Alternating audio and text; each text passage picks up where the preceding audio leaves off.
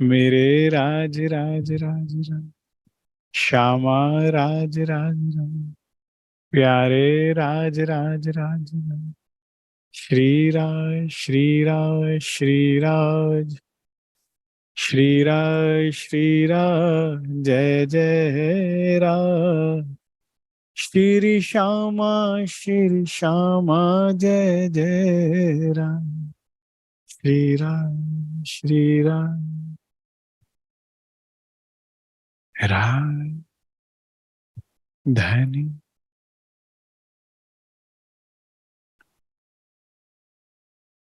राज नाम सुंदर है,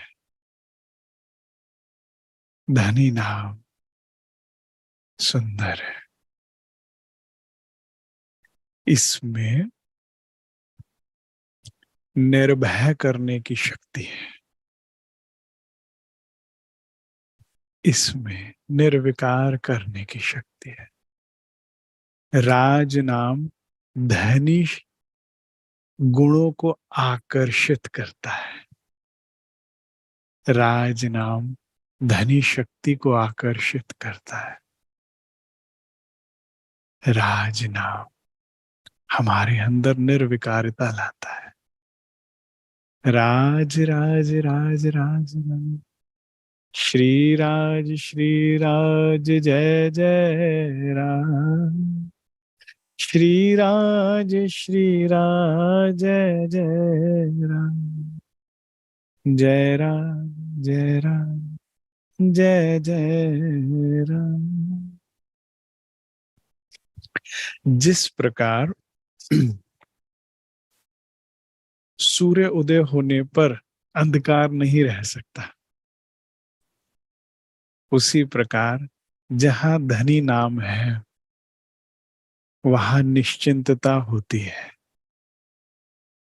जहां धनी नाम है वहां निर्भयता होती है।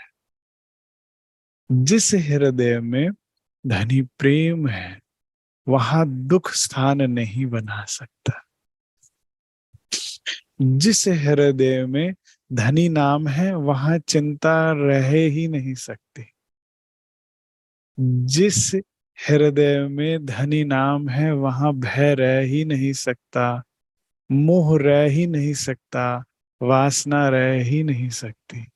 इसलिए सभी मेरे संग बोलेंगे राज राज राज राज। श्री राज श्री राज श्री राज श्री राज, राज राज राज, धनी धनी धनी।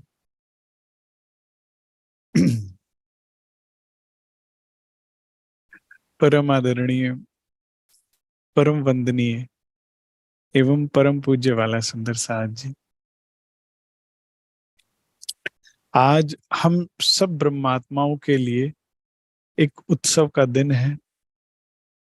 जिस प्रकार हिंदुओं में उत्सव के साथ दीपावली मनाई जाती है, पूजा पाठ किया जाता है, घर घर में उत्साह और आनंद होता है, जिस प्रकार मुसलमानों में जुम्मे रात की ईद और रोजे की रातें मनाई जाती हैं त्योहार की तरह, और उन दिनों ना वे झूठ बोलते, ना वे चोरी करते, और ना ही किसी तरह का काम करते गलत। जिस प्रकार से नवरात्रि में हिंदू भाई ना मांस खाते, ना शराब पीते, ना प्याज का सेवन करते, जिस प्रकार ईसाइयों में क्रिसमस मनाया जाता है, आज हम निजानंदियों का त्योहार है।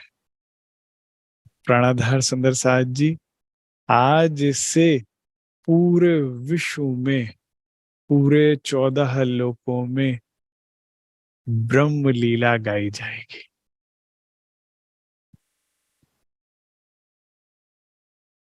ये 3 ब्रह्मांड हुए जो अब, ऐसे हुए न होसी कब। इन तीनों में ब्रह्म लीला भई, ब्रिज रास और जागनी कही। आज से 14 लोकों में ब्रह्म लीला गाई जाएगी। तो वैसे तो बीतक आज से प्रारंभ होती है और जन्माष्टमी तक चलती है, लेकिन इस बार श्री राज मिहिर धनी कृपा से ये 2 महीने बाद जन्माष्टमी आएगी, इसीलिए 2 महीने तक बीतक चलेगी सभी गणेश मंदिरों में, सभी आश्रमों में। प्राणाधार सुंदर साज जी, दुख का मूल कारण क्या है? बड़े ध्यान से सुनेंगे।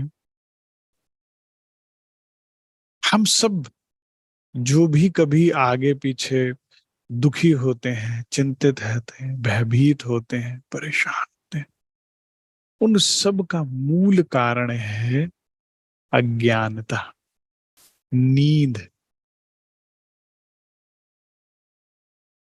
हम अपने आप को भूल गए। जब जब हम अपने घर को भूल जाते हैं, अपने आप को भूल जाते हैं, अपने स्वरूप को भूल जाते हैं, धनी नाम को भूल जाते हैं, धनी लीलाओं को भूल जाते हैं, जब जब हम पर ये पर्दा, ये खेल हावी होता है, हम दुखी होते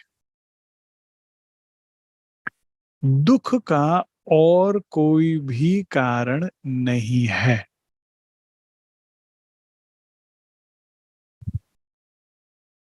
श्री राज महाराज इस बीतक के माध्यम से हमारे अंदर का सारी अज्ञानता, नींद हटा दें।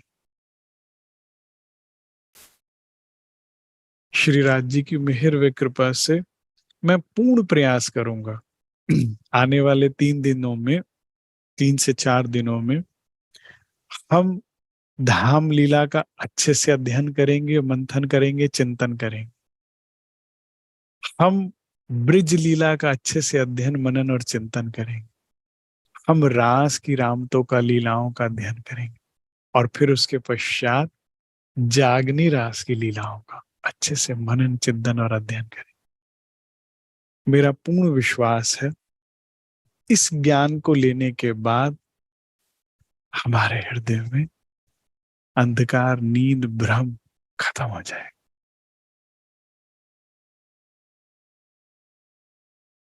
जैसे ही हमारे हृदय में ज्ञान का प्रकाश सूर्योदय होगा, जैसे ही हमारे हृदय में ब्रह्म की लीला स्थित होगी, वहां पर नींद, अज्ञानता, भ्रम, दुख रह ही नहीं सकता।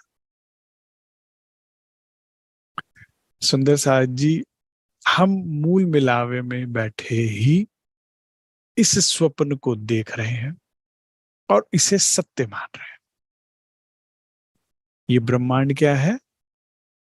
असत्य, मिटने वाला, क्षणभंगुर। इसे कितना भी कस के पकड़ लो, ये खत्म होगा ही होगा। और इसको सत्य मानने के कारण हम दुखी हैं, भ्रमित हैं, चिंतित। जैसे ही ये 2 महीने में श्री राज हमें हमारी परम धाम से लेकर जागनी रास तक की लीला का ज्ञान दे देंगे, हृदय में धनी नाम स्थापित हो जाएगा, धनी लीलाएं स्थापित हो जाएंगी, दुख घर छोड़ भागेगा।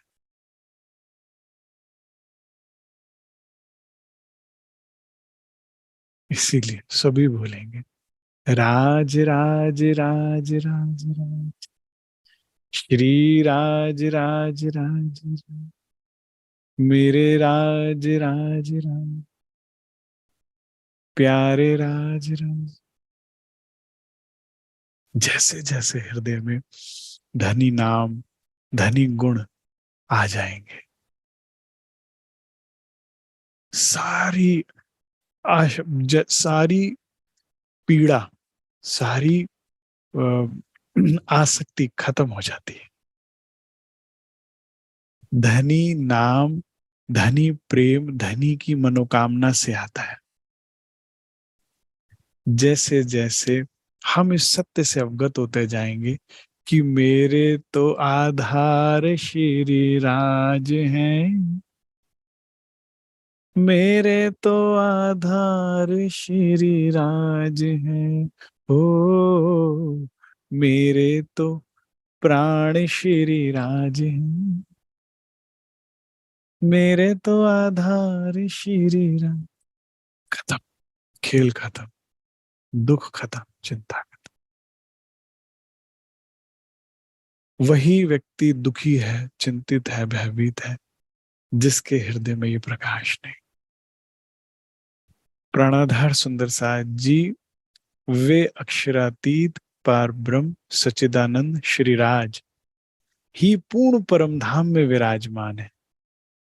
वही श्यामा रूप में है, वही सखिया रूप में क्रीड़ा कर रहा है, वही पक्षी पशु पशु पक्षियों रूप में है, वही खूब खुशहालियों के रूप में सेवा कर रहा है, वही रंग माहौल परम धाम 25 पक्षियों में, और वही जमुना जी पाट घाट के रूप में है। स्वलीला अद्वैत में उसके अलावा कोई है ही नहीं। जिस पल आप अपना वास्तविक सत्य जान जाएंगे, तो उसके बाद बताइए दुख कहाँ रहेगा। जब आत्म जान जाएगी कि वो अक्षरातीत की अर्धांगिनी है, अंग है, परमात्मा का अंश है आत्मा, आपके रूप में वही खेल रहा है, परम धाम में उसी की प्रेम की सत्ता है, वही है। और यहां पर भी उसके अतिरिक्त कोई नहीं है। मैं आपको धनी की वाणी से बताता हूं, मैं फिर देखया, कोई नहीं हक बगैर।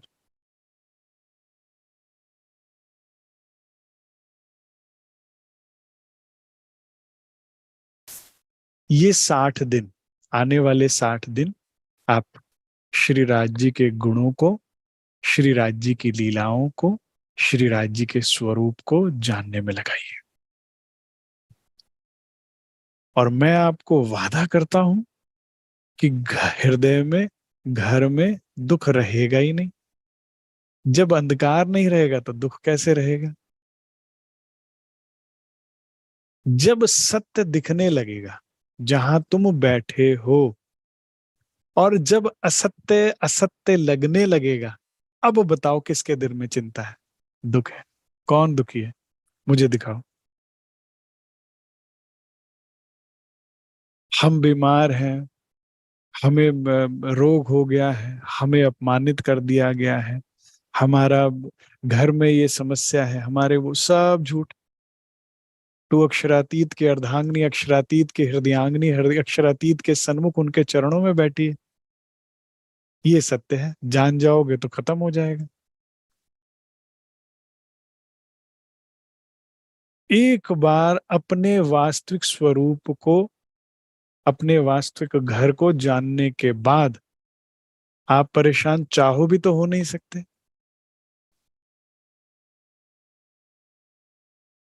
हमने एक बार मेहनत करके जानना है। धनी गुण, धनी नाम, धनी लीला जानते जाइए, सुनते जाइए, धनी प्रेम में डूबते जाइए।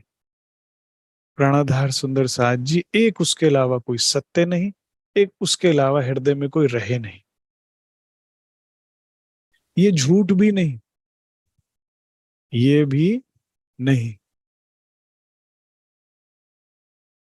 ये तो स्वप्न है, नाटक है, खेल है, भ्रम है, तिलिस्म है। कितने सुंदर सुंदर नामों से और स्पष्ट तरीके से धनी ने बता दिया। ये खेल क्या है, ये खेल है बांझ का बेटा। जैसे बांझ के बेटा नहीं होता, ऐसे ये ब्रह्मांड है ही नहीं। ये ब्रह्मांड क्या है, आकाश का फूल। जैसे आकाश पे फूल नहीं होता, वैसे ये ब्रह्मांड है ही नहीं। ये ब्रह्मांड क्या है, खरगोश के सिर का सींग। जैसे खरगोश के सर पे सींग नहीं होता, ऐसे ये ब्रह्मांड है। तो फिर जान जाओ,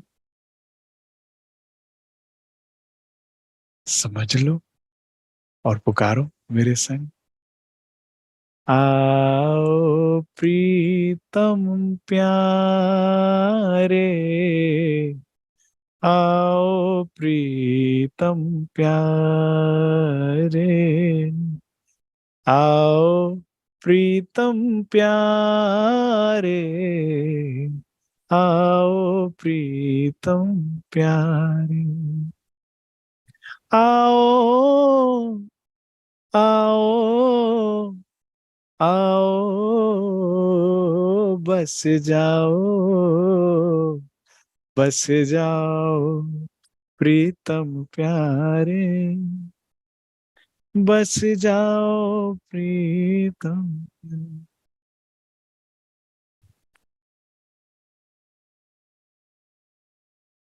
हम इन 60 दिनों में क्या क्या लेंगे? हम धाम लीला लेंगे, हम ब्रिज लीला लेंगे, हम रास लीला लेंगे, और हम जागनी रास की लीला। प्राणाधार सुंदर साथ जी, बीतक क्या है? बीती हुई बातें। तो हमारी कहानी, हमारी कथा, हमारी जो सत्य है, कहाँ से शुरू होता है? परम धाम से। वहां क्या घटना कर्म घटित हुआ, जिस कारण हम ब्रिज में आए, रास में आए, और फिर पुनः इस ब्रह्मांड जागने रास में आए। अगर आप अपने भूतकाल को, पास्ट को जान जाएंगे, तो आपका प्रेजेंट ठीक हो जाएगा, आपका वर्तमान ठीक हो जाएगा, और जब आपका वर्तमान आनंदित हो जाएगा, तो आपका भविष्य उज्जवल होगा। तो घर घर में प्रकाश होगा, घर घर में परमहंस होगा, घर घर में आनंद होगा, क्योंकि आपका घर आपका हृदय है। क्योंकि खेल हो तो दिल भीतर यही है, पूरा ब्रह्मांड यहाँ है। जब यहाँ सत्य है तो फिर बाहर सत्य है। बाहर आप जो भी देख रहे हैं वो भीतर ही चल रहा है। तो भीतर में श्री राज है तो सामने भी श्री राज है। भीतर सत्य है तो सामने भी सत्य है। सत्य सुखदाई होता है, असत्य ही दुखदाई होता है, क्योंकि क्षणिक होता है। सत्य सुंदर होता है, असत्य ही सब बदसूरत है। तो आइए अपने बीतक जानते हैं कि क्या क्या हम पर बीता, क्या क्या हुआ। इससे ये निश्चित हो जाएगा कि क्या आगे होने वाला है। बोलो श्री प्राणनाथ प्यारे की जय। बोलो श्री सतगुरु महाराज की जय। वाला सुंदर साथ जी, बीतक, हमारी बीतक शुरू होती है परम धाम से।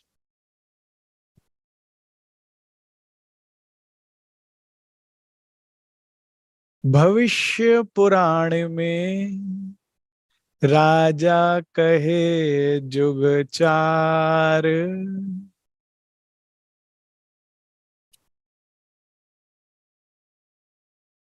सतयुग से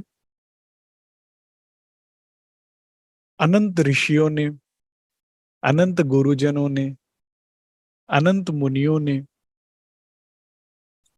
28वें कलयुग में पर ब्रह्म के आने का, अक्षरातीत के आने का उल्लेख कर दिया, जिसमें देवी भागवत, देवी पुराण, श्रीमद् भागवत, महेश्वर तंत्र इत्यादि ग्रंथों में आपको इस बात के प्रमाण मिल जाते हैं। भगवान शिव ने उमा जी से, भगवान विष्णु ने लक्ष्मी जी से, और ब्रह्मा जी ने नारद जी से यही सत्य बताया। निजानंद संप्रदाय एकमात्र साइंटिफिक ऑथेंटिक संप्रदाय है, क्योंकि इसी संप्रदाय का उल्लेख समस्त धर्म ग्रंथों में आया है। वेद, पुराण, शास्त्र, सबका सार वह एक पर ब्रह्म है। और सभी धर्म ग्रंथ एक ही स्वर में कह रहे थे कि 28वां कलयुग आएगा और उसमें परब्रह्म आएंगे। जिसमें से प्रमुख संतों की वाणी, जैसे शुकदेव मुनि ने श्रीमद् भागवत में इसका वर्णन उल्लेख किया, और इसी प्रकार से वेद व्यास जी ने भी भविष्य पुराण में उल्लेख किया कि 28वें कलयुग में पार ब्रह्म अपनी ब्रह्मात्माओं के साथ आएंगे। सुंदर साथ जी, ना केवल वेद बल्कि कतेब पक्ष में भी जो तिथि, जो महीना, जो साल निर्धारित था, लिखा था, उसी तिथि, उसी साल, उसी दिन ये लीला प्रारंभ हुई। श्री राज जी की मेहर से हम सब ब्रह्मात्माओं को जगाने के लिए पहले ही हुक्मे वेद कतेब में लाखों लिखे निशान।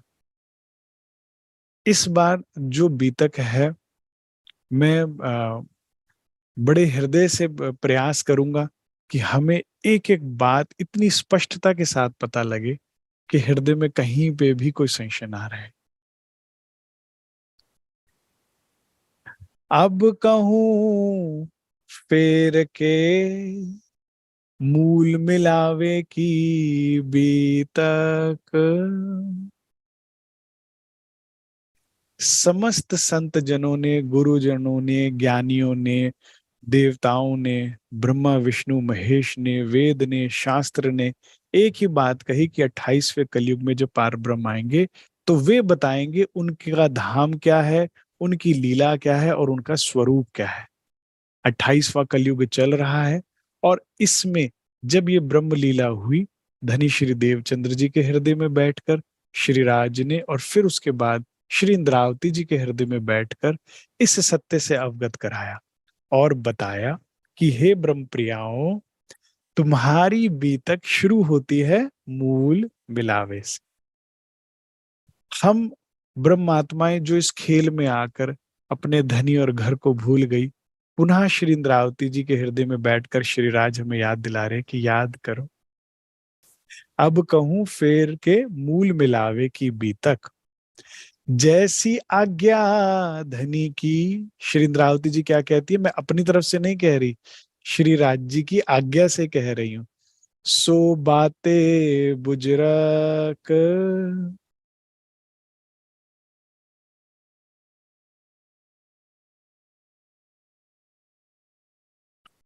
पहले मूल अद्वैत में, पहले इस ब्रह्मांड का मूल क्या है, परम धाम। परम धाम में भी मूल क्या है, मूल मिलावा। मूल मिलावे में भी मूल क्या है, मूल स्वरूप। श्री मूल स्वरूप से हम सखियां परमधाम 25 पक्षों की लीला है। मूल मिलावे को मूल मिलावा इसलिए कहा क्योंकि इसी में ही पूरे ब्रह्मांड वैराट का वृक्ष बीज है, मूल है। जैसे एक बीज में से ही तो पहले स्टेम्प पहले रूट निकलता है, फिर स्टेम्प निकलता है, फिर स्टेम्प में लीफ निकलता है और फिर उसके बाद पूरा वृक्ष निकल जाता है। इतने विशाल वृक्ष का आप देखें तो हैरान रह जाए, इतना सा मूल। तो इसी प्रकार ये पूरा 14 लोक वैराट का मूल क्या है, मूल मिलावा। इस बार जो ब्रह्मांड बना है वो श्री राज्य के हृदय में बना है और हम रूहों को दिखा रहे हैं। इसीलिए इस बार कहा कि वैराट उल्टा है, वृक्ष उल्टा है, क्योंकि अक्सर क्या होता है, जड़ें नीचे होती हैं और डालियां ऊपर होती हैं, लेकिन इस बार बीज ऊपर है, जड़ें ऊपर है और डालियां नीचे, पूरा वैराट फैला। ठीक है। अब श्री राज जी महाराज ना सिर्फ केवल आपका मूल, इस ब्रह्मांड का भी मूल बता रहे हैं। 3 पुरुष हैं, शर, अक्षर, अक्षरातीत। मेरे साथ सभी बोलेंगे तो सबको याद हो जाएगा, शर, अक्षर, अक्षरातीत।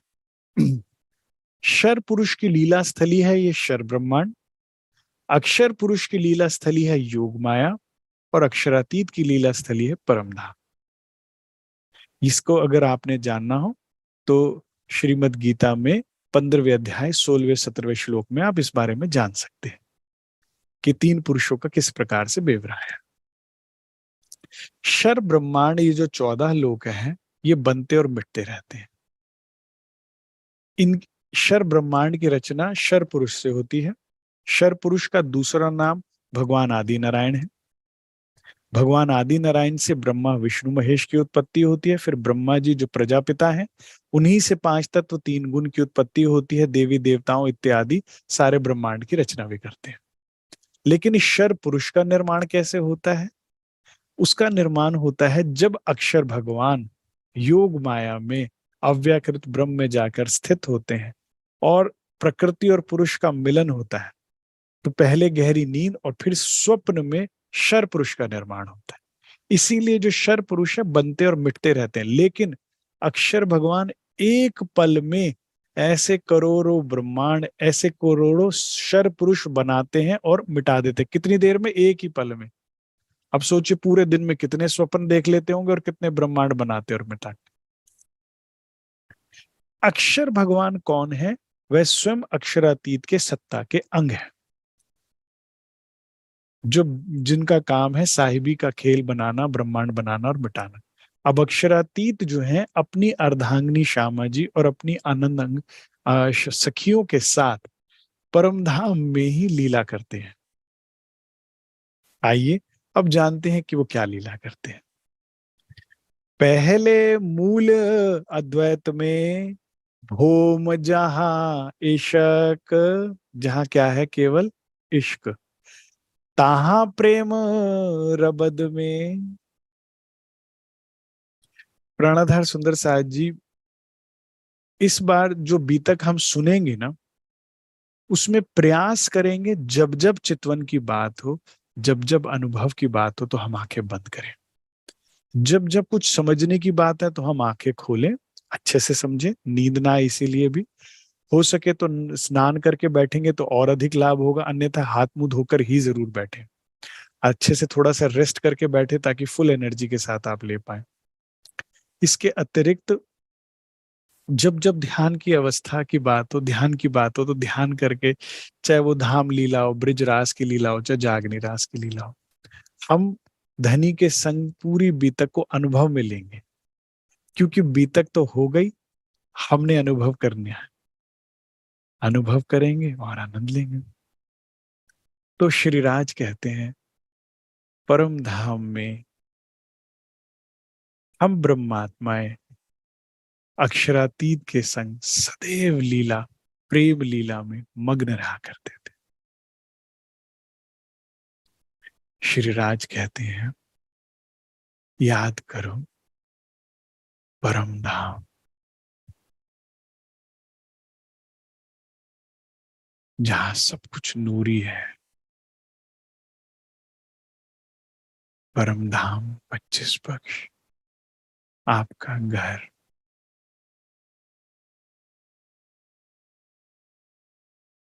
परम धाम के 8 दिशाओं में 8 सागर आए हैं। इन 8 सागरों के मध्य में 8 जिमी भी आई है। इन 8 सागरों और 8 जिमी को घेर कर बड़ी रांग की हवेलियां आई है। श्रीराज कहते हैं याद करो इन बड़ी रांग की हवेलियों को, जो कि 14 करोड़ 40 लाख बहुम ऊंची है। प्रत्येक सागर को वे प्रत्येक जमी को 8 बड़ी रांग की हवेलियों ने घेर रखा है। आइए सर्वरस सागर में चलते हैं। सर्वरस सागर जो कि पूर्व दिशा में आया है और इसके अनंत रंग हैं। हर लहर में अलग रंग दिखता है। हर लहर से अनंत रंगों की किरणें उठती हैं और इस सागर की लहरें और इनकी किरणों से इनको घेर कर आई बड़ी रांग की हवेलियों के रंग बदलते रहते हैं खिन खिन में।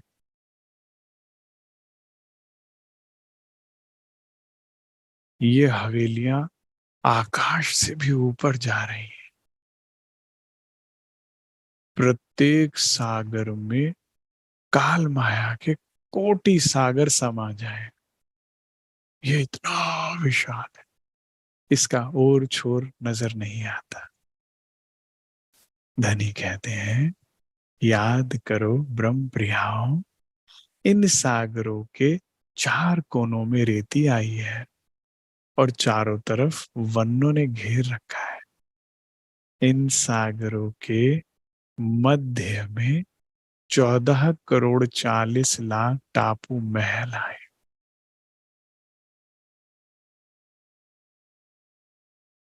प्रत्येक टापू महल जो सागर के मध्य में आया है, जिसकी चारों दिशाओं में जहां तक नजर जाती है सागर का जल नजर आता है। ये टापू महल भी 14 करोड़ 40 लाख भूमि ऊंचे।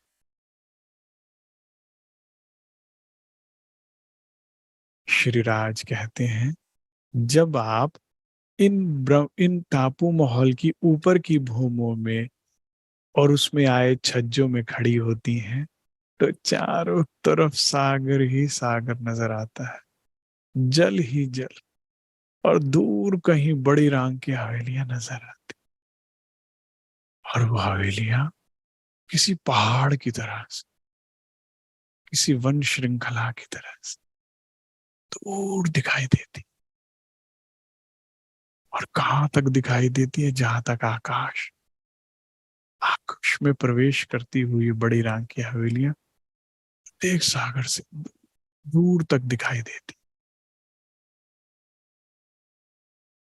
याद करो, इन टापू महल में, इनके छज्जों में, इनकी चांदनी में श्री राज श्यामा जी संग हम सखियां कितना विलास और आनंद करते थे। इन सागरों में बड़े बड़े जानवर हमें अपनी पीठ पर बैठा सागरों में आनंद कर देते हैं। इन सागरों में बड़े बड़ी नौकाएं, कश्तियां चलती हैं, जिनमें हम वाला जी के साथ जब 12,000 सखियां बैठती हैं तो वहां पर नृत्य का, संगीत का, प्रेम विलास का आनंद लेती। पूर्ण परम धाम प्रेम में भीगा हुआ है। परम धाम की वायु में ही प्रेम है, संगीत है, आनंद है। याद करो किस तरह से सागरों को पार करने के लिए आपको बड़ी रांग की हवेलियों में मध्य में आए त्रिपोलिये, महात्रिपोलिये, उनमें से होकर गुजरना पड़ता है।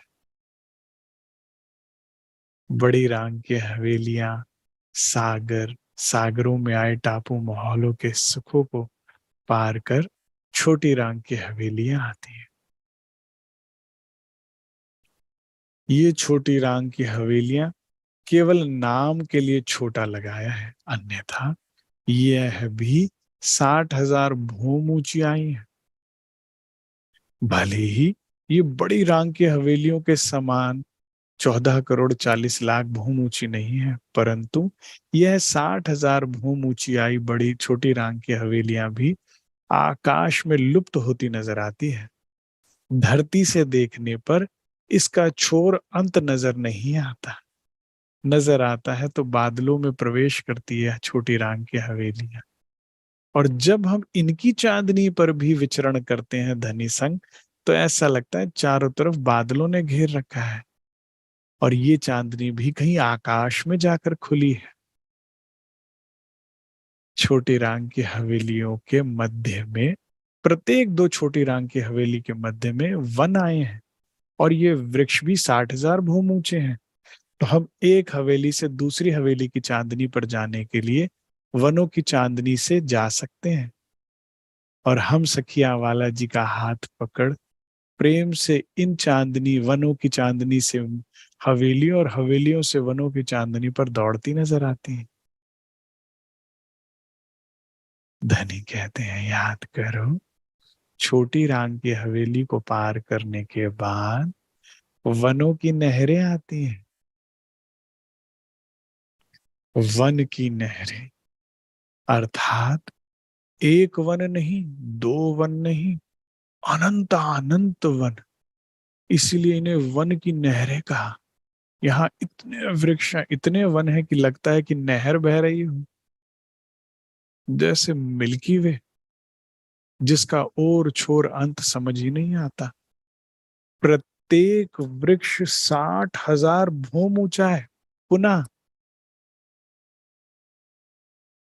इसका भी छोर नजर नहीं आता। प्रत्येक वृक्ष में अनंत प्रजातियों के पशु पक्षी रहते हैं। हे ब्रह्म प्रियाओ, याद करो, यहाँ पर आपके लाडले पशु पक्षी रहते हैं।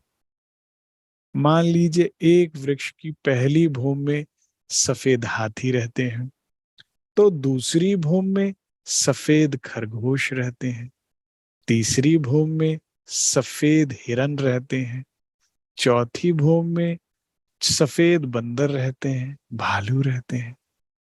इस प्रकार से प्रत्येक भूमि में अनंत अनंत प्रजातियां रहती हैं, जिन्हें वाणी में श्रीराज प्रेम से खेल खुशहालियां भी कहते हैं, क्योंकि हम सखियां इनके संग खेल कर खुश होती हैं और ये भी हमें रिझा के खुश होते हैं। तो ये हमारे खिलौने हैं, इसीलिए इन्हें खेल खुशहालियां कहा है। ये हमसे बहुत प्रेम करते हैं, क्योंकि यह स्वयं श्री राज जी के हृदय का स्वरूप है। इन्हें हमें अपनी पीठ पर बैठाकर, सवारी कराकर, रिझाकर, नृत्य कर कर, श्रृंगार कर कर आनंद प्राप्त होता है। जी हाँ, यहाँ के प्रत्येक पशु पक्षी भी श्रृंगार करते हैं। शेर चरणों में पाजेब, गले में हार और कानों में झुमके पहनता है। इसी प्रकार सुंदर मोर गले में सुंदर हार पहनकर घूमता है। यह पशु पक्षी भी श्रृंगार केवल हमें रिझाने के लिए ही करते हैं, अपितु इनके अंग, इनके परों में, इनके रोम रोम में इतना नूर प्रकाश है कि लगता है जैसे ये डायमंड हीरे जवाहरातों से ही बने हों।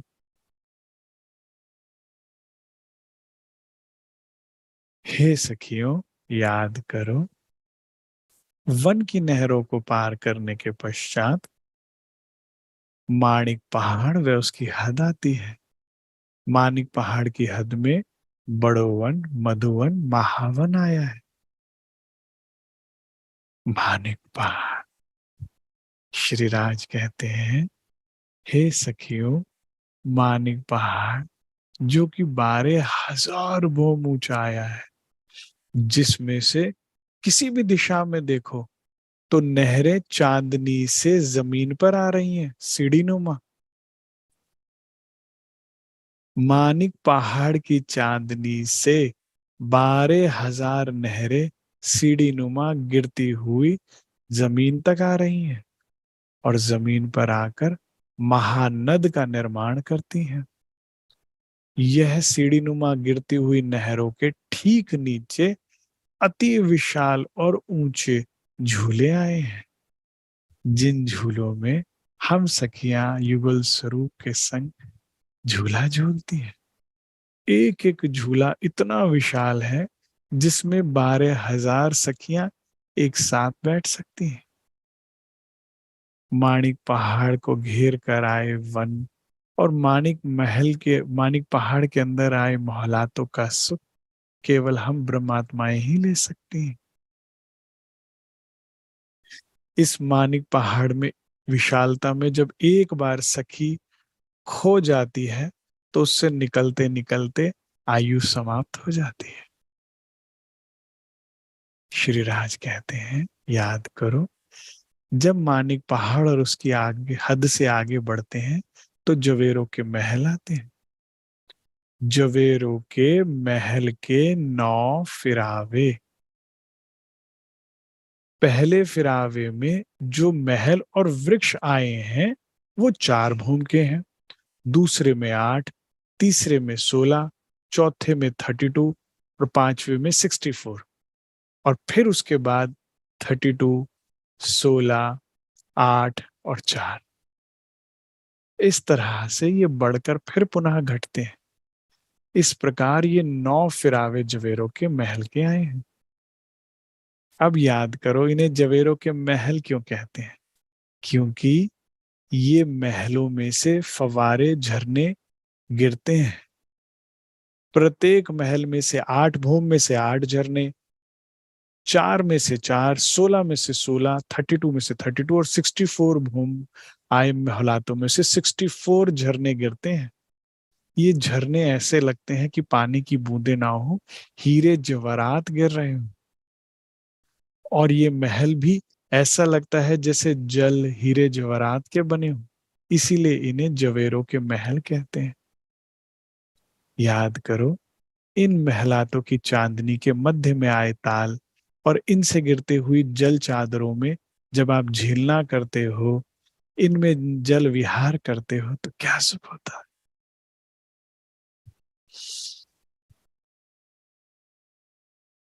श्री राज कहते हैं, याद करो, जवेरों के महल से जब हम आगे बढ़ते हैं तो मध्य में आता है रंग महल।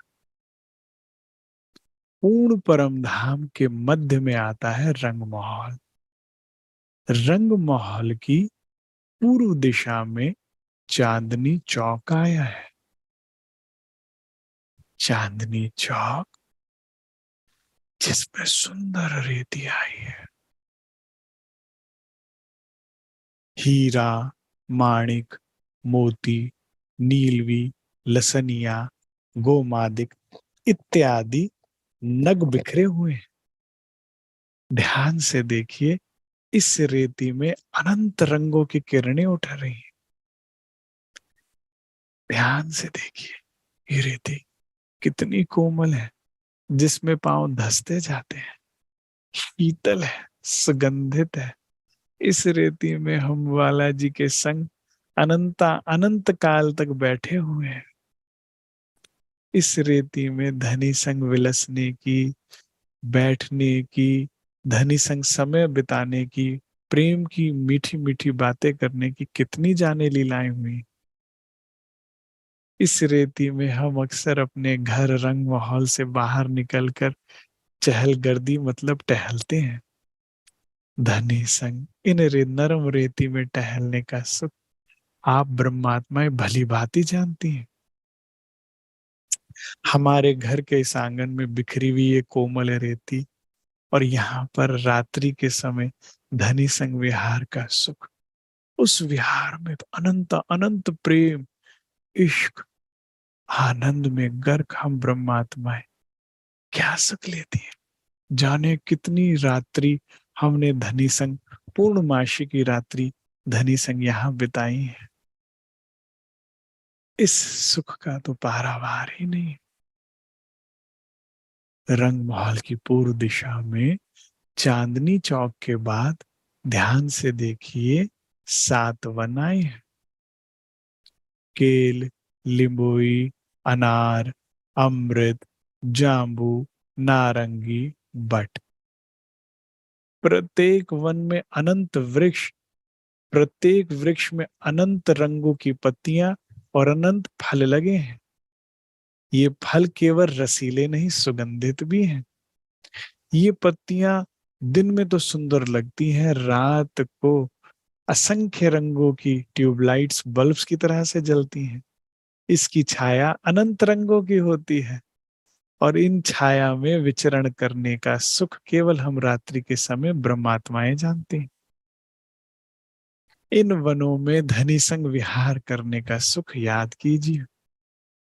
इन वनों में चलती हुई नहरें, सुगंधित वायु और यहाँ खेलते पशु पक्षियों के सुखों को धनी कहते याद कीजिए।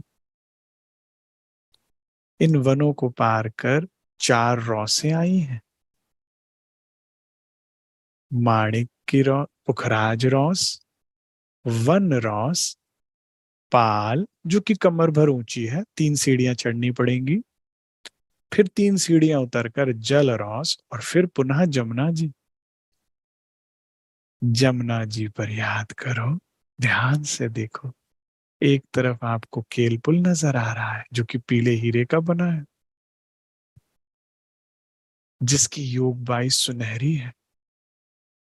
तो एक तरफ बट का पुल बना है जो सफेद हीरे का बना है, जिसकी योग बाई श्वेत है। ऐसा लगता है मेरे एक तरफ चंद्रमा और एक तरफ सूर्य निकल रहा, और दोनों की झाई रंग जमुना जी पर पड़ रहा है। मध्य में पाट का घाट आया है, जो कि 1/3 जमुना जी के ऊपर आया है, जिससे सीधे ही हम जमुना जी के मध्य में डुबकी लगा सकते हैं।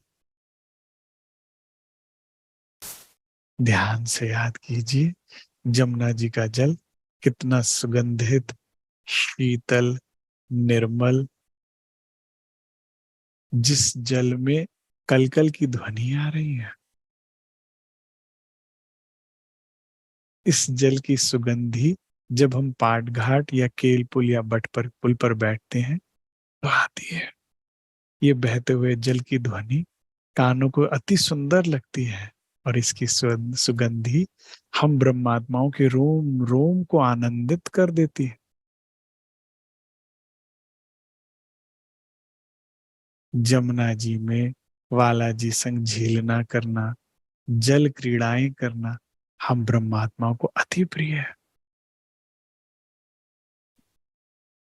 जमुना जी के उस पार पुनः 7 वन और अक्षरधाम आया है। श्रीराज कहते हैं, याद करो तुम्हारे घर रंग महल की उत्तर दिशा में रंग महल से लगता हुआ लाल चबूतरा आया है। लाल चबूतरे में सुंदर एक ही लाल हीरे का ये चबूतरा, जिस पर 40 हाथ में 40 रंगों के गिलम, 40 रंगों की कुर्सियां आई हैं, जिसमें हम ब्रह्मात्माएं बैठकर सामने आई रीति में पशु पक्षियों का मुजरा लेते हैं। याद करो, इस लाल चबूतरे पर धनी संग बैठ, श्यामा जी संग बैठ हम पशु पक्षियों की रामते, लीलाएं, प्रतियोगिताओं का आनंद लेते हैं। और आनंद कहाँ लेते हैं, हम तो धनी में खो जाते हैं। कभी कभी ही हमारा ध्यान इन पशु पक्षियों पे जाता है। लाल चबूतरे के ठीक सामने बड़ो वन, जो कि 10 भूम और फिर 250 भूम के, मधुवन जो कि 500 भूम के, और फिर महावन जो कि 1000 भूम ऊंचे आए हैं। धनी कहते हैं, याद करो, द रंग महल की चांदनी से भी जब तुम देखते हो तो बड़ो वन, मधुवन, महावन का छोर नजर नहीं आता, इसका अंत नजर नहीं आता। रंग महल से लगते हुए उत्तर दिशा में ताड़वन, जो कि 10 भूम ऊंचा है, आया है। ताड़वन में सुंदर खड़ोकली भी आई है, जिसपे हम रंग महल की दूसरी भूम की बेल्कनी से सीधा जा सकते हैं, और इसमें धनी संग झीलना करते हुए, वनों की शोभा को निहारते हुए प्रेम लीलाओं में लीन हो जाते हैं। श्रीराज कहते हैं, याद करो उत्तर दिशा में पुखराज पहाड़ को, 1000 भूम ऊंचा गया पुखराज पहाड़, जो कि पुखराजी चबूतरे पर स्थित है। पुखराजी चबूतरे पर 5 वृक्ष, जो कि 250 भूम में आपस में मिल जाते हैं, जहां से छज्जे बाहर निकलते निकलते 1000 भूम और 1000 भूम की सुंदर विशाल चांदनी बनाते हैं। ये अपने आप में एक ग्रह है। ये चांदनी इतनी विशाल है कि जिसमें अगर मान लीजिए ये चांदनी सागर है तो पृथ्वी एक बूंद है, इतनी विशाल ये चांदनी है। इस चांदनी पे अनंता अनंत वन, वृक्ष, पशु पक्षी आए हैं। इस चांदनी पे आने के लिए पश्चिम दिशा में व उत्तर दिशा में सीढ़ियां आई हैं। ये सीढ़ियां घाटी कहलाती हैं, क्योंकि जब चांदनी से हम इन सीढ़ियों की तरफ देखते हैं या इन सीढ़ियों से उतरना प्रारंभ करते हैं तो ऐसा लगता है किसी पहाड़ से नीचे घाटी में झांक रहे हैं, धरती नजर नहीं आती। उत्तर की घाटी व पश्चिम की घाटी से जब हम इस चांदनी पर आते हैं तो इस चांदनी के मध्य में पुनः एक विशाल महल, जिसे आकाशीय महल कहते हैं, खड़ा दिखाई देता है। ये आकाशीय महल का नाम इसलिए आकाशी महल है क्योंकि इस महल की किसी भी बैल्कनी में जब आप खड़े होते हैं तो आपको केवल आकाश, बादल ही नजर आते हैं। खिड़कियां दरवाजे खोलने पर बादल अंदर भी आ जाते हैं। इस आकाशी महल में और इसकी चांदनी पर धनी संग विहार करना, पौड़ना, बैठने का सुख आप ब्रह्मात्माएं भली भांति जानती हैं। हजार हास की चांदनी से चार जलधाराएं गिरते हुए पुखराजी ताल में देखिए। पुखराजी ताल जो कि 980 भूम ऊंचे है। काल माया के कैलाश पर्वत के समीप आने वाले सबसे ऊंचे तालों से भी ये करोड़ों गुना ऊपर है। इतनी ऊंचाई पर आया ये ताल बहुत ही दिव्य लगता है, सुंदर लगता है। इस ताल को घेर कर दूर दूर तक वन और मोहल्लाएं हैं।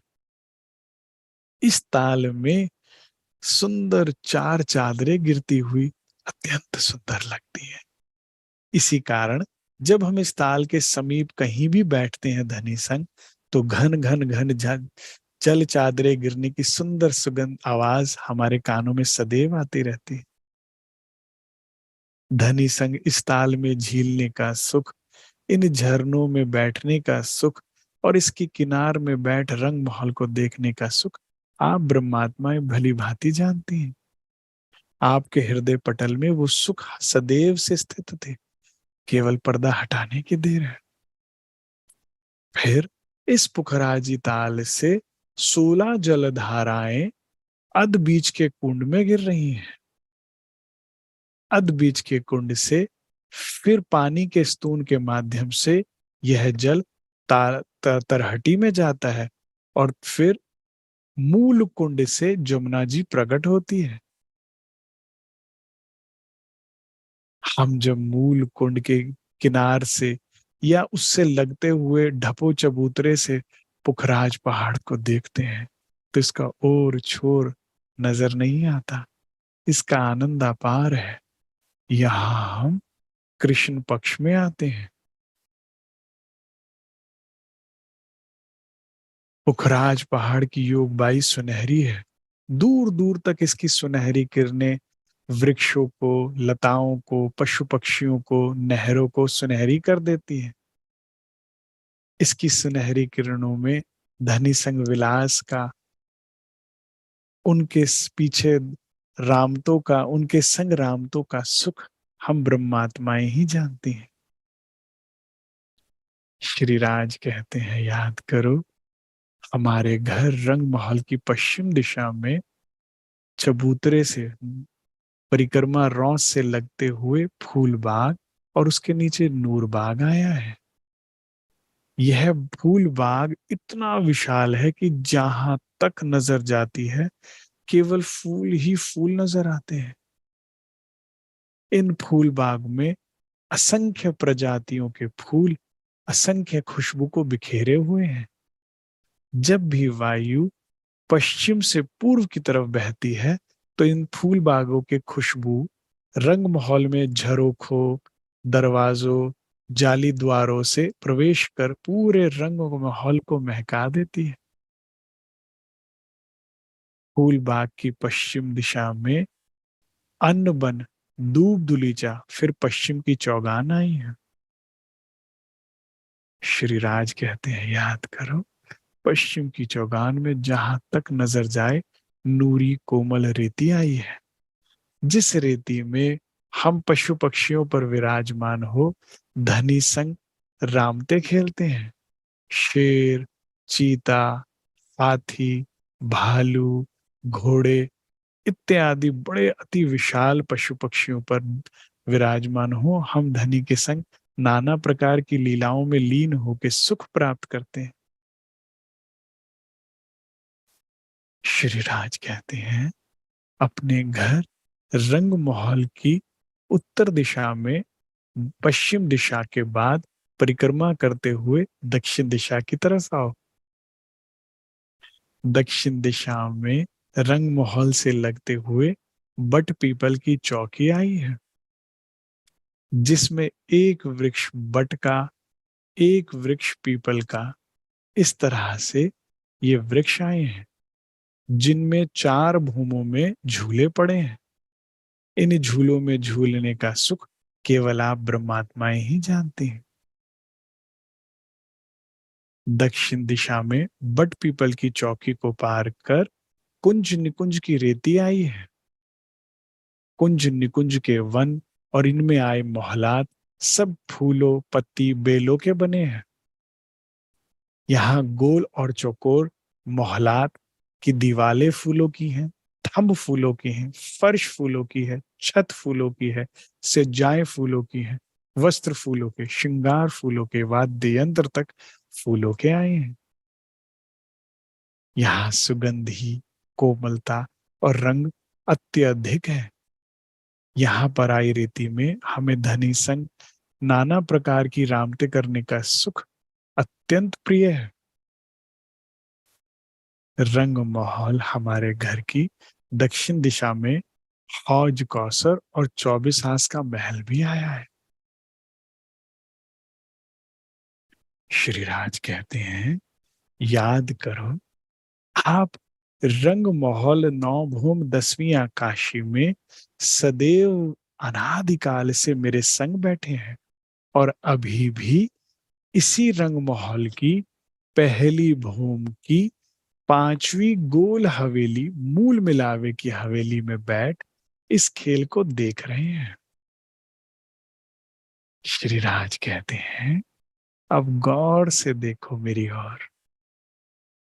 मूल मिलावे में 1000 पाखड़ियों के ऊपर सिंहासन है। सिंहासन के ऊपर युगल स्वरूप विराजमान है। प्रेम से युगल स्वरूप की तरफ देखिए।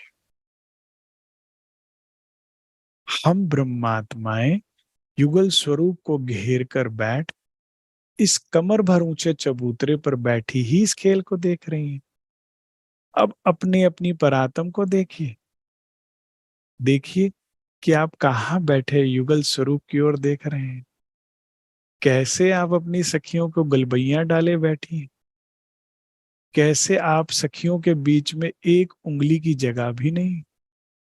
कैसे आप सखियों संग बैठ युगल स्वरूप की तरफ देखते हुए धनी नेत्रों में इस खेल को देख रही। श्रीराज ने चरणों में 4 आभूषण पहने हैं। धनी का एक चरण नूर की नर्म चौकी पर वह दूसरा चरण उनकी जांघ पर आया है। इन चरणों को निहारिए। ये चरण अति कोमल है, मुलायम है, नरम है, मेरे जीवन है, मेरे प्राण है। मुझे इन चरणों पर अपने शीश को निमाने में, नेत्रों को छुआने में, स्पर्श करने में अत्यंत सुख प्राप्त होता है। इन चरणों में झांझरी, घोंघरी, काम भी गड़लाया है। श्रीराज ने केसरिया रंग की इजार पहनी है। श्वेत रंग का जामा, कमर में नीलो व पीलो रंग का पटुका और आसमानी रंग की बिछोरी पहनी है। श्रीराज ने सिंदूरिया रंग की पाग पहनी है। पाग में दुगदुगी और कलंगी आई है। गौर से देखिए धनी के हेड़े पर, वक्षस्थल पर आए 5 हारों को, जो कि हेड़े पर बहुत ही सुंदर लग रहे हैं। धनी ने उंगलियों में मुंदरिया और कलाई में कड़ा व पहुंची पहनी है। बाजू में बाजू बंद कितने सुंदर लग रहे हैं। धनी का स्वरूप अति कोमल है, सुंदर है। धनी की छवि अति प्यारी है। बालाजी की नासिका में आई बेसुर मुरली मुझे बहुत प्रिय है। जब जब बालाजी बोलते हैं तो अधुर हिलते हैं, जब जब अधुर खुलते हैं तो ये बेसुर हिलता है और हमारे हृदय को मोह लेता है। बालाजी के कानों में बाली आई है। धनी थोड़ा सा भी अपना जब मुख दाएं से बाएं करते हैं तो ये बालियां झूम झूम के बालाजी के गलस्त गालों का चुंबन आलिंगन कर लेती हैं और वह कोमल स्पर्श पाकर ना केवल ये बालियां, हम सखियों को भी सुख प्राप्त होता है। नेत्र सुंदर हैं, तिरछे हैं, प्रेम से भरे हैं, गाल गौर है, ललित लाल है, अति प्रिय है, ठोडी सुंदर आई है, गहराई आई है ठोडी के बीच में, केश कंधों तक घुंघराले आई। श्री श्यामा जी के चरणों में अनवट, बिछुआ, झांझरी, घुंघरी, कांभी, कड़ला आया है। ये सातों आभूषण श्री श्यामा जी के चरणों को और भी सुंदर बना रहे हैं, या यूं कहूं, श्यामा जी के चरण इन सारे आभूषणों को और भी सुंदर बना रहे हैं। श्यामा जी ने नीली इलाई को चरणिया अर्थात लहंगा पहना है, सिंदूरिया रंग की साड़ी पहनी है जो उन पर बहुत ही फब रही है, और शाम रंग की कंचुकी पहनी है। याद करो सखियों, श्यामा जी ने अंगूठे में आरसी पहनी है जिसमें वे कभी अपने आप को तो कभी बालाजी को निहारती हैं। उंगलियों में मुंदरी, पहुंची, नव घड़ी, नव चूड़ व कंकनी आई है। बाजू में बाजू बंद आया है। गले में सात आ रहा है जिसमें कंठ सरी, हीरा, माणिक, मोती, नीलवी, लसनिया और रानी हार आया है जिसे चंपकली का हार भी कहते हैं। श्यामा जी की माथे पर राखड़ी, माथा पट्टी व पल्लू बहुत ही प्रिय लग रहा है।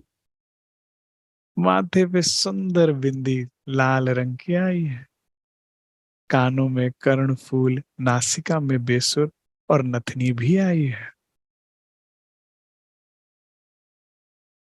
वाला जी के मस्तक पर आया तिलक और श्यामा जी के मस्तक पर आई ये बिंदी बहुत ही सुंदर लगती है। अब मैं श्री युगल स्वरूप को निहार रही हूँ, सिंहासन को निहार रही।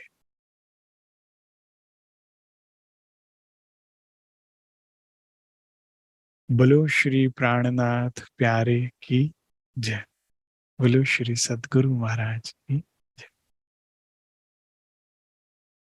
प्राणाधार प्राण प्रिय सुंदर साथ जी, श्री राज कहते हैं, याद करो ये तुम्हारा घर है, यही सत्य है, यही अखंड है। तुम अभी भी यहीं बैठे हो धनी चरणों में, इस खेल को देख भर रहे हो। धामधनी कहते हैं, अनादिकाल से तुम ब्रह्मात्माएं मेरे सुख, प्रेम और आनंद में विलास करती थी। अनादिकाल से परम धाम में ना कभी वियोग हुआ था, ना कभी हो सकता था। सदैव संयोग संयोग ही बना रहता है। याद करो, इस प्रत्येक पक्ष में धनी के अंगों का, स्वरूप का, शुभ श्रृंगार का तुमने कितना सुख लिया। वो सुख लेते लेते दो कारण और एक महाकारण बना, जिस कारण हम सखियां इस खेल को देख रही हैं। आइए अब उस कारण और महाकारण को समझते हैं।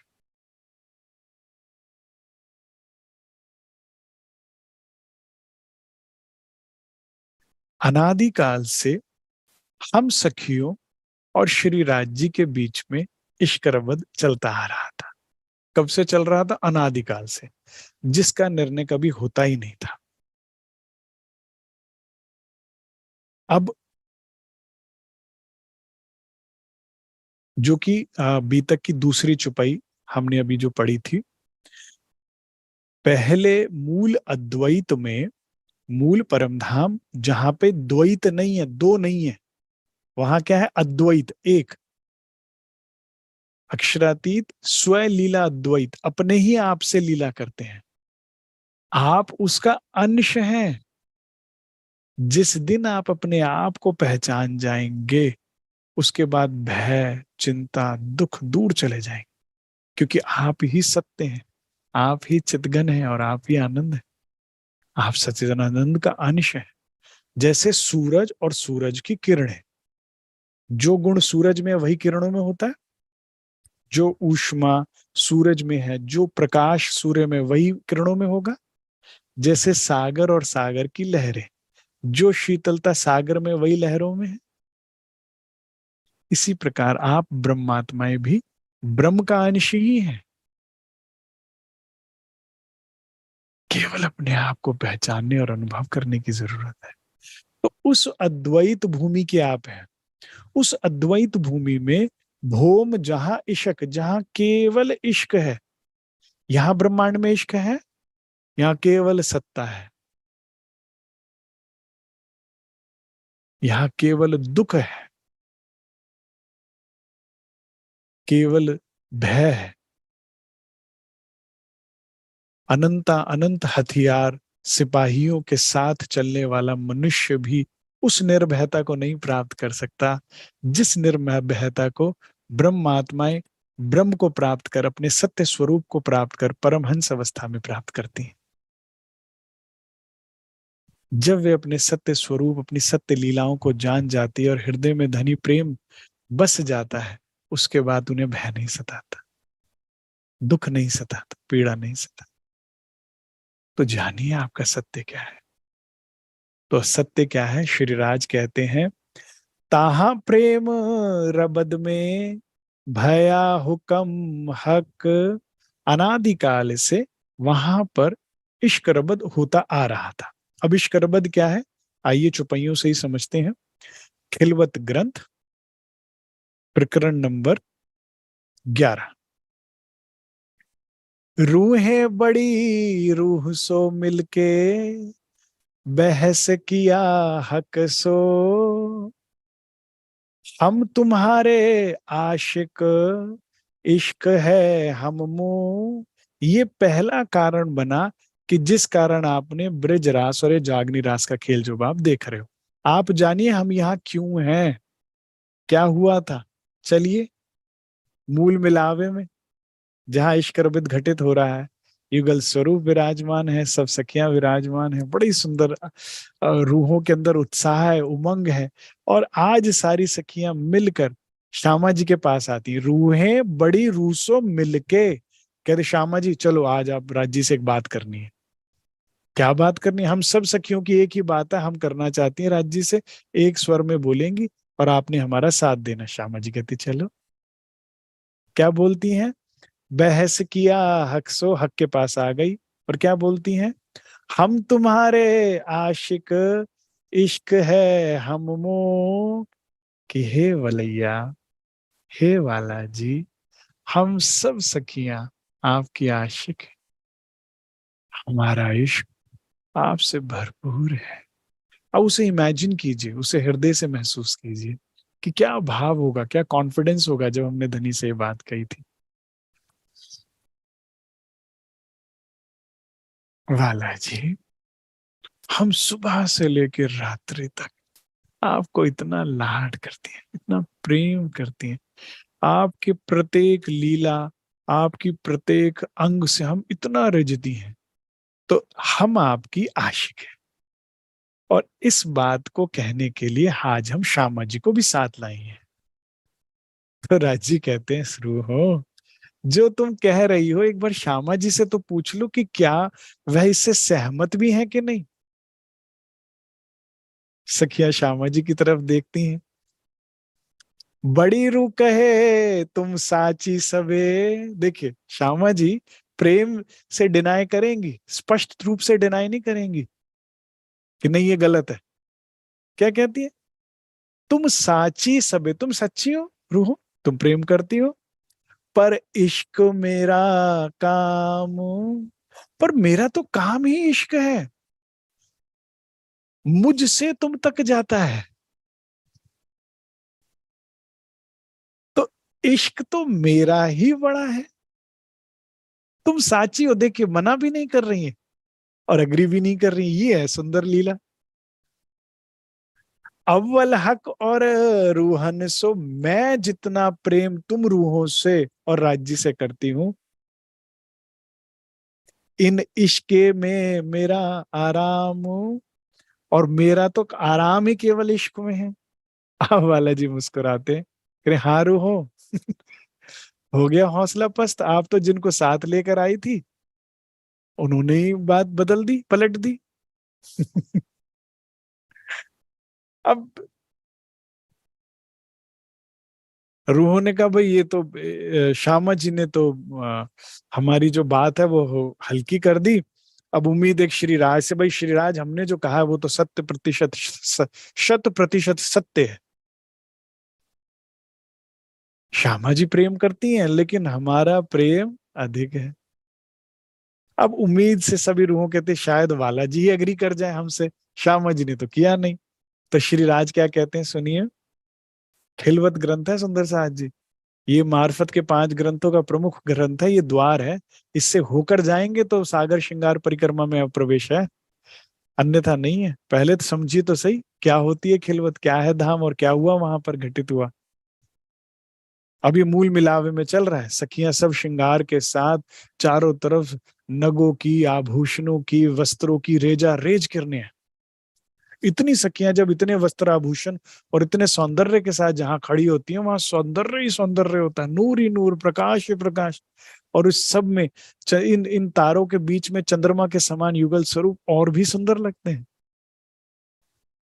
अब सखियां बात करती हैं, हिलती हैं, डुलती हैं, तो पाजे बजेगी, चूड़ी बजेगी, वस्त्रों में आए आभूषण बजेंगे।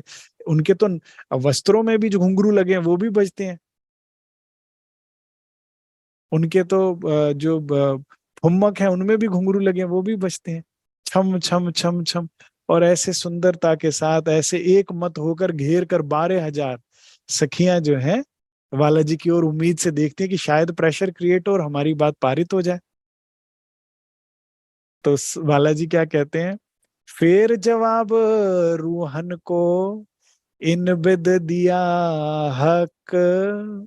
अब श्री राज अपने मुख से बोलते हैं, जो सखियां उम्मीद से देख रही थी, इश्क तुम्हारा भले है, ये बात सही है कि आप इश्क करती हैं, भला है, पर मैं तुम्हारा आशिक। देख रहे हो, बड़ों की बड़ाई देख रहे हो, ऐसे होते हैं बड़े। आपकी बात काटी भी नहीं और अपनी बात रख भी दी। श्यामा जी ने भी कहा सच्ची है लेकिन मेरा तो काम है इश्क।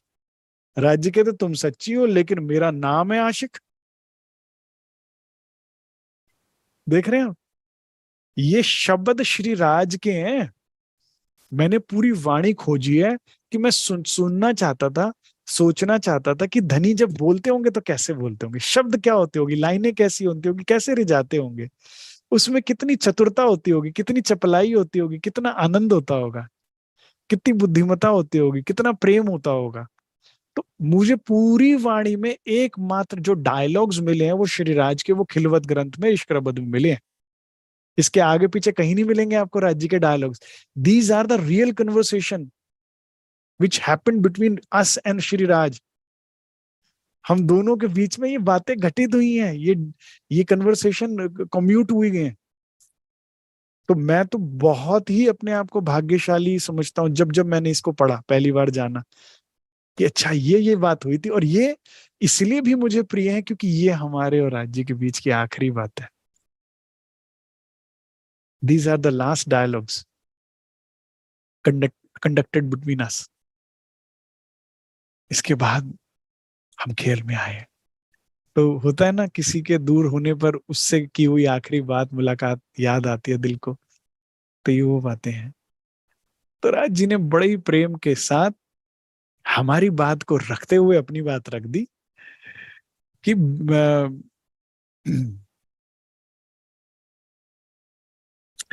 इश्क तुम्हारा भले है पर मैं तुम्हारा आशिक। आशिक नाम तो केवल मेरा है। प्रणधर सुंदर साथ जी, चाहे वो ये ब्रह्मांड हो चाहे वो ब्रह्मांड हो, आशिक तो श्री राज ही है। हम रूहें तो उनकी माशूक ही हैं।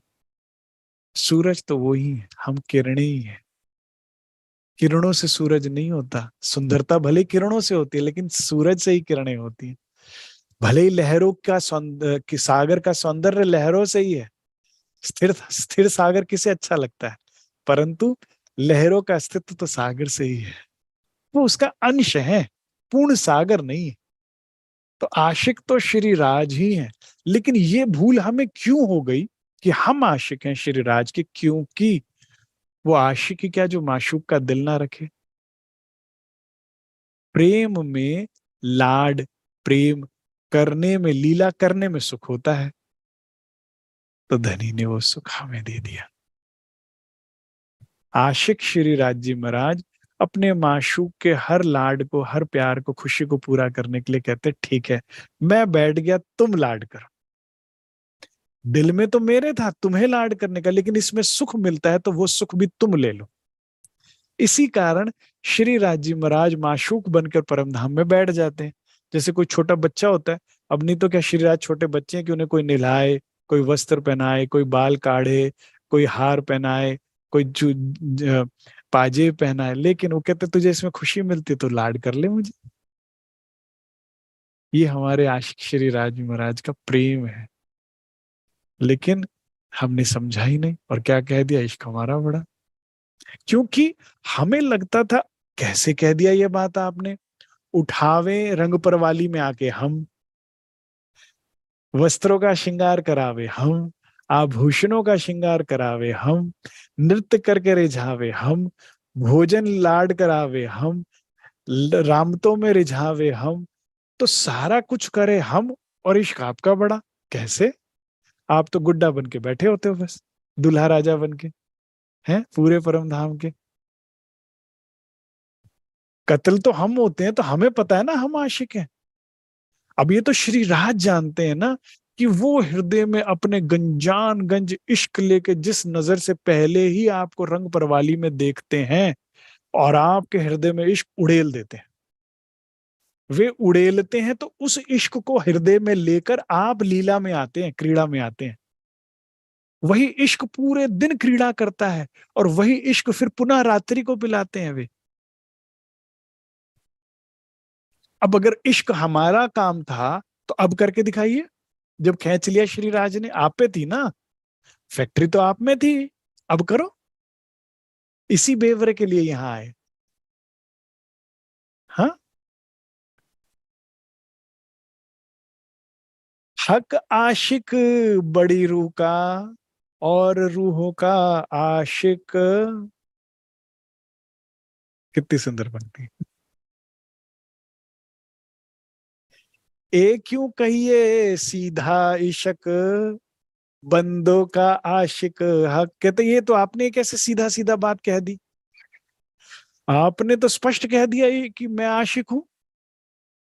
हक आशिक बड़ी रूह का, आप श्यामा जी के हैं आपने तो कह दिया है, और श्यामा जी ने कह दिया हम रूहों मैं तुम्हारी आशिक हूं।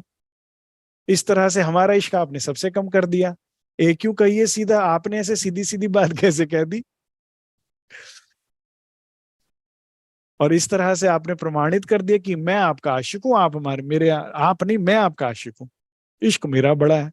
तो ये बात तो राजी महाराज नहीं मानी जाएगी, क्योंकि आप अकेले, हम 12,000 बराबर भी कह देते तो कुछ सांत्वना मिल जाती, आपने तो सीधा बड़ा ही कह दिया। रूह हो चाहिए आशिक हक के और आशिक बड़ी रूह के। रूहें कहती हैं वाला जी ये ऐसा तो वर्णन नहीं होना चाहिए सीधी सीधा। और बड़ी रूह भी आशिक हक की, सीधा इश्क बेवरा। ए ठीक है वाला जी, आप श्यामा जी से करते हैं, श्यामा और हमसे करते हैं, श्यामा जी भी हमसे और आपसे करते हैं, लेकिन इश्क तो हमारा ही बड़ा है, सीधी बात तो ये है। ठीक है। अब श्री राज क्या कहते हैं? तुम सब रूहें मेरे तन हो, अरे भाई तुम मेरा अंश हो, मेरा अंग हो। तुम सो इश्क जो मेरे दिल, और जो तुमसे मेरा इश्क है ये केवल मेरा दिल जानता है। देखिए, अब कैसे बताऊं। पति जो भी कुछ कमा के लाता है ना, क्या करता है, पत्नी के हाथ में रख देता है। ठीक है, भाई तू घर की मालकिन है, तू इसे तिजोरी में रख, तिजोरी रहेगी तेरी पल्लू से। और अब जब कुछ काम होता है तो क्या कहता है, भाई वो थोड़े से पैसे निकाल के देना, इतने देना जरा। अब इसमें पत्नी को लग रहा है मालकिन में। समझ रहे हैं आप बात को? अब तिजोरी की चाबी उसके हाथ में, पति डिनाई कैसे करे, करे भाई कुछ नहीं मिलेगा, नहीं तो दिया तो मैंने ही है। हैं? एक बार पति पत्नी की लड़ाई हो रही थी।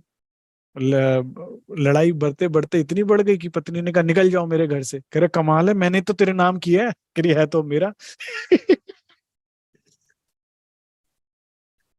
रहे कमाल है, लेके तो मैंने ही दिया था तुझे प्यार से, याद नहीं करी? अब कुछ याद नहीं, अब निकल जाओ। तुमने ऐसा क्यों कहा? है? धनी कहते भाई यहाँ कैसे मैं बेवरा कर दूं, तुमसे इश्क ले नहीं सकता, तुम्हें देने से रह नहीं सकता, ये तो किसी और ही न्यूट्रल ग्राउंड पर बात हो सकती है, परम धाम में नहीं हो सकती। हाँ, यहाँ जुदाई की नहीं हो सकती, यहाँ मैं तुमसे तुम्हारा अधिकार है इश्क नहीं ले सकता, ये तो किसी और धरती पर बात हो सकती है। समझ आ रही है मेरी बात? हम्म? तुम सब रूहें मेरे तन हो। अब मैं अपने हाथ को कैसे काट दूं और खून जाने से रोक दूं? खून तो मेरे हृदय में बनता है ना, उसी से सारी बॉडी में पहुंचता है। अब हाथ काट के निकालना पड़ेगा तो पता लगेगा कि खून मुझसे जा रहा था, नहीं तो हाथ कह रहा है मेरे अंदर खून बहुत है, तो ऐसे मुझे क्या देने वाला है? है ना? तो कहते भाई तुम मेरे अंग हो, तुम सो इश्क जो मेरे दिल, मेरा दिल ही जानता है कितना मैं इश्क मेरे अंदर, तुम मेरे से तुम में जाता है। ए क्यों कर पावो बका मिने, लेकिन इसका फैसला यहाँ कहाँ से जान जाओ, तुम यहाँ जानोगे नहीं, मद में हो इश्क के। हम्म? अभी रूहें इश्क के इतने मद में है वो जान ही नहीं पा रही। मद में, नशे में, समझ में आती है बात? मैं आपको एक उदाहरण के साथ समझाता हूँ कि मद में, नशे में क्या हालत होती है, व्यक्ति कुछ नहीं समझ पाता। एक बार एक शराब के दुकान का मालिक व्यापारी था, अपने घर आया रात को, बेचारा खाना खा के सोने लगा, तो उसे एक फोन आता है। वो कहते हैं भाई क्या आप ही शराब की दुकान के मालिक है? कहते हैं हाँ। कर दुकान कितने बजे खोलोगे? कह रहे तुम मूर्ख हो, रात के 12 बजे ये प्रश्न पूछने की बात है, रखो फोन। रख दिया। 1 घंटे बाद पुनः फोन आता है। कर आप भी शराब की दुकान के मालिक हैं? कर हाँ। कर दुकान कितने बजे खोलोगे? कर अभी आपको मैंने मना किया, आप फिर 1 बजे मुझे फोन कर रहे हैं। फिर रख दिया। 3 बजे फिर से फोन आता है, अब उसे गुस्सा आ गया। कह रहे भाई तुमने पहले इतनी पी रखी है, तुम उसके बावजूद क्या करोगे पी के जो दुकान खुलने की इंतजार कर रहे हो? कह रहे वो बात ठीक है, लेकिन मैं दुकान में बंद हो गया हूं, इसीलिए पूछ रहा हूँ कि कब खोलोगे। पी तो रखी है मैंने। अब रूहों ने इश्क इतना सारा, वो राज्य कह रहे तुम्हारा नशा उतरे तो तुम मेरी बात समझो इश्क की। कमती होवे तो तुम जानो ना कि तुम्हारे अंदर कहां से आता है। अभी तो यहाँ रेजा रेज बढ़ा हुआ है। एक क्यों पावो बका में नहीं, यहाँ नहीं फैसला हो पाएगा। जो सहूर करो सब, तुम सारी मिलकर भी समझ लगाओगे ना तो भी नहीं मेरी बात समझ पाओगे कि मैं क्या कह रहा हूं। इसके लिए कहाँ चलो, न्यूट्रल ग्राउंड पे चलो। रूहें तो इतने जोश में थी इश्क के, हम कूदती थी अर्श में अपने इश्क के बल, करी जहां मर्जी चलो, इश्क तो वही रहेगा हमारा। एक नहीं धनी, 100 बेर देखो आजमाई के, तो भी ना भूले हम। यही तो गलती हुई। और सबसे बड़ी गलती सुंदर साथ जी जो हमसे हुई, वो वाणी की ये छुपाई बताती है। मैं हक को अर्श में जुदा जानती, ल्यावती शब्द में वर्णन। धनी ने कितनी बार बोला तुम मेरे अंग हो, यू आर माई पार्ट, हम एक हैं। बड़ा छोटा कैसे हो गया? तेरा बड़ा मेरा छोटा, मेरा बड़ा तेरा छोटा हुआ ही कैसे? हम एक हैं। और हमने दो किया तभी तो बात हुई। हमने अद्वैत में द्वैत लाया तो इस ब्रह्मांड में आए प्राणाधार सुंदर साथ जी। अब मेरी यही प्रार्थना, दोबारा द्वैत कर दो, अब दो ना रहने दो, फिर से एक हो जाओ। अब पुनः धनी के गुणों में, स्वरूप में, लीला में डूब जाओ, खुद को भूल दो, खुद को मिटा दो, अपनी चाहनाओं को, अपनी इच्छाओं को, मैं तो कहता हूं यहां तक कि अपने विकारों को भी भूल जाओ, उसमें भी धनी ही धनी कर दो। कभी भी चाहे किसी और के विकार या अपने विकार या किसी भी चीज पे ध्यान जाए, पुनः अपने ध्यान को लेकर चलो मूल मिलावा श्री युगल स्वरूप में। भाई ये बीतक क्यों आई है? जैसे मैंने बताया ना, दिवाली का जो भारत जब हिंदुओं में त्योहार मनाया जाता है तो क्या करते हैं? सफाइयां करते हैं। जब रोजे रखते हैं मुसलमान तो क्या करते हैं? अपने ईमान की सफाई करते हैं कि भाई झूठ नहीं बोलना, चोरी नहीं करना, ये नहीं करना। ये हमारी सफाई के दिन आए हैं बीतक। अपने घर के अंदर की सफाई करो, इसीलिए बीतक आती है हर साल। करो सफाई, हृदय को निर्मल करो, और हृदय को निर्विकार करना है तो उस निर्विकार का ध्यान करो। प्रत्येक पल, प्रत्येक क्षण एकमात्र उपाय है और कोई उपाय नहीं है निर्विकार होने का। उस निर्विकार का ध्यान करो। जब भी कोई सड़क चलते हुए आप विकारी को देखो, जब भी अपने घर, कुटुंब या अड़ोस पड़ोस में किसी विकारी को देखो, किसी कामी क्रोधी लोभी को देखो, कुछ भी बुरा देखो, फिर पुनः अपने ध्यान को लेकर जाओ उस निर्विकार में और अपने हृदय को शुद्ध कर लो, निर्विकार कर लो उस स्वरूप में, उस लीला में। और कुछ भी ना हो तो राज राज राज राज राज राज राज राज राज राज श्री राज श्री राज श्री राज राज श्याम राज श्याम राज श्याम श्री राम जय जय राम श्री राम जय जय राम श्री राम जय जय राम श्री राम जय जय राम। हृदय बस ये बोले, शुद्ध हो जाएगा। बड़ी से बड़ी दुख, विपदा, समस्या टल जाएगी। श्री राज बोलो हृदय में, श्री राज। सूरता यहां से वहां हटाया, दुख खत्म। क्यों? खेल खेल हो गया। ध्यान दे रहे हो तो ये शक्तिशाली होता जा रहा है। सुंदर साथ जी ध्यान दीजिएगा, ध्यान दे रहे हो तो, मैं अपनी तरफ से नहीं कह रहा, धनी के शब्द बताता हूं ना वाणी से। लागोगे जो दुख को, तो शब्द आया है, तो दुख तुमको लाग सी। तुम इसे देख रहे हो, तुम इसे पकड़ रहे हो, मेरी बीवी, मेरा बच्चा, मेरी मम्मी, मेरे पापा, मेरा ये तन। तुम ये हो ही नहीं, तुम अमित ही नहीं हो, तो ये दुख लग रहा है तुम्हें, इसको पकड़ रहे हो तुम। और इसके विपरीत क्या कर दो? याद करो निज सुख को, तो दुख तुमसे भागसी। सूर्य होते थे, अंधकार कैसे भागता है? जैसे जैसे सूरज की किरणें बढ़ती, पूरी पृथ्वी देखे अंधकार कैसे भागता है, जैसे जान बचा के भाग रहा हो। ओ भागो भागो भागो, पृथ्वी के दूसरी तरफ जाओ भैया, यहां तो सूरज आ गया। ऐसे हृदय में से अंधकार, भय, दुख, चिंताएं, मोह, विकार, वासना सब निकल जाएगा। जो भी तुम्हें दुख दे रहा है, जो भी तुम्हें पीड़ा दे रही है, सब खत्म। उस नूरी स्वरूप, उस नूरी लीला में खो जाओ। फिर से अद्वैत में चले जाओ। दो द्वैत से अभी तुम फिर अलग हुए हो, और अभी तो स्थिति इतनी खराब चल रखी है कि धनी मेरा, प्रभु विश्व का। हमारे तो धनी थे, हमारे तो प्राण प्रियतम थे और धनी प्रभु थे।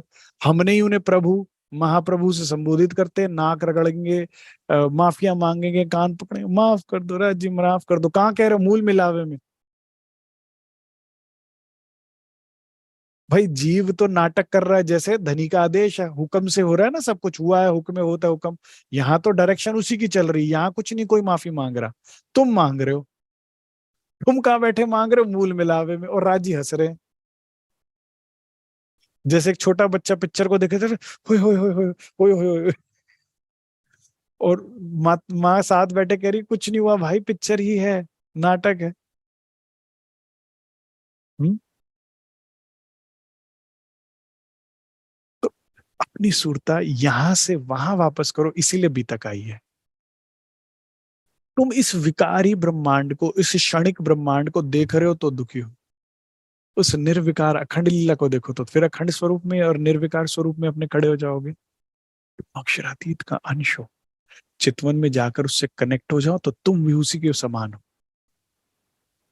धनी नाम धनी ध्यान में धनी गुणों को आकर्षण करने की शक्ति है। धनी नाम धनी ध्यान में धनी के स्वरूप को, शक्ति को आकर्षण करने की शक्ति है, आकर्षित करने की। आपके अंदर प्रवेश करेगी सारी चीजें, उनका नाम और उनका ध्यान। लेकिन पहले उन्हें जान तो जाओ, उनके स्वरूप को जानो, अपने घर को जानो, अपनी लीलाओं को जानो। अभी मेरा हृदय है, मेरे दिल में भाव आया है, धनी ने जो डाला है कि आज और कल हम धाम वर्णन, धाम लीला, अष्टपहर लीला, ये सब जानेंगे कि क्या क्या वहां हम करते हैं और क्या किया जो यहाँ आए। ठीक है। फिर ब्रिजलीला में गोते लगाएंगे, फिर रास की रामतों में गोते लगाएंगे, और फिर जागनी रास में डूबेंगे। ठीक है ना। कोई जल्दी तो नहीं है ना, किसी सुंदर साथ को 60 दिन है, बहुत है। ठीक है ना भाई। क्या कहते हैं, जब एक धोबी को कपड़े देता है ना, तो ये नहीं कहता बहन इतने गंदे कपड़े क्यों दे दिए, बस कहता मुझे समय दीजिए, धो के मैं साफ चमका के दूंगा। ठीक है ना। तो आप बस धनी चरणों में समर्पित होकर इस लीला को सुनिए, उस इस वर्णन को सुनिए। जितना आप स्वरूप को सुनेंगे, जितनी लीलाओं को सुनते जाएंगे, उतने अपने आप निर्विकार होते जाएंगे, उतने आप निर्भय होते जाएंगे, उतने आप दुख से रहित होते जाएंगे। ठीक है। और आखिर में अपने शुद्ध स्वरूप में खड़े हो जाएंगे, जैसे सुंदरबाई जी हो गई, जैसे इंद्रावती हो गई, जैसे रतनबाई जी हो गई। अपने उस वास्तविक स्वरूप में खड़े हो गए, इस नींद को त्याग दिया तो काम खत्म, फिर आनंद ही आनंद है। तो धनी ने उस वक्त दिल में लिया कि तब हक ने दिल में उपजया, मैं दिखाऊं अपना इशक, और दिखाऊं साहिबी, रूहें जाने त नहीं मुतलक। प्राणाधार सुंदर साहब जी, ये बना महाकारण। इस खेल में हम बच्चे पैदा करने आए हैं, हम नौकरी करने आए हैं, हम बच्चों को बढ़िया से पाल पोस के बड़े करने आए हैं, हम उनकी जिम्मेदारी निभाने आए हैं, क्या ये करने आए हैं? वाणी तो नहीं कह रही, एक चुपाई बता दीजिए। मैं वाणी के बाहर कुछ मानता नहीं सकते। नहीं नहीं, हमारी भी तो कोई जिम्मेदारी है, हमें तो ये तो देखना ही ना। हम देखेंगे नहीं तो कौन देखेगा? अरे महाराज जी की जो माता जी गुजर गई तो चुपाई आई, दुख टालन हारी ही टल गई। माँ दुख टालन हारी होती वही टल गई, फिर भी हुआ कि नहीं हुआ उनका सब कुछ? धनी खड़े थे सर पे, तो फिर तुम क्यों बन रहे हो बड़े? तुम क्यों धनी बन रहे हो? उनके सर पर श्री राज खड़े हैं? नहीं खड़े। तुम ही टल जाओगे फिर। मेरी मेरी करी दुनी जात है, बोझ ब्रह्मांड सर लेत, पाव पल का अगली श्वास का पता नहीं। और फिर भी सर सर्जन को ना देते। और उससे हो क्या रहा है? बीमार बीमार का इलाज करने चला और खुद बीमार हो गया। और अब ऐसी हालत है, बहन तू मेरे कर मैं तेरी कर, दोनों का हाल खराब है, तीसरा कोई आओ हम दोनों का इलाज करो। नहीं होता। यही तो हो रहा है। आप मुंह में पड़ के, ममता में पड़कर, काम क्रोध मुंह में पड़ के, इस झूठ को सच मानकर पहले क्या कर, तो हम घर के करता धरता। ठीक। अपने इस शरीर के भी करता धरता, फिर इसको ठीक करने के चक्कर में, इसको संवारने के चक्कर में खुद भी बीमार।